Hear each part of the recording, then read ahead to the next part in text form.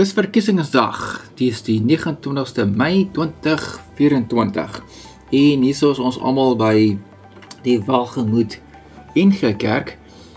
Hier het ek in die queue gestaan, daai einste queue, vir 3,5 ure om te gaan stem. Vreeslik lang gestaan, die weer was lekker warm gewees. Sjoe, dankie tog het nie gereën nie. En net toe ek klaar gaan staan in die queue toe, neem ek maar gou 'n paar drone shots hierso van die kerk af. Die 29ste Mei is maar ook maar 'n akelige dag vir my gewees, want dit is toe my pa op 87 dood is, hier so 9 die aand, so my dag was my 'n bietjie omgekrap. En dan terug by die video, ek neem eintlik maar net meestal die kerk af en die lang queues hierso. Yes, maar ons het dan gestaan.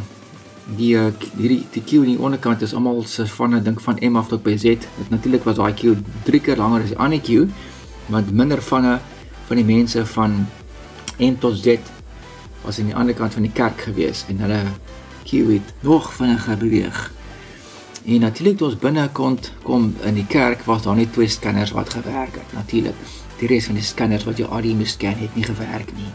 Typies, jy weet so, hier sien 'n paar mense die drone, kyk hoe waar hulle. Anyway, dankie dat julle die video gekyk het.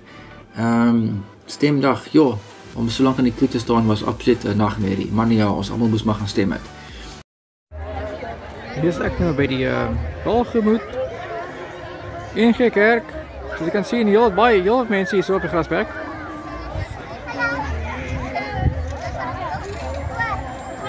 Ons wag nou vir die Kerscarols om te begin.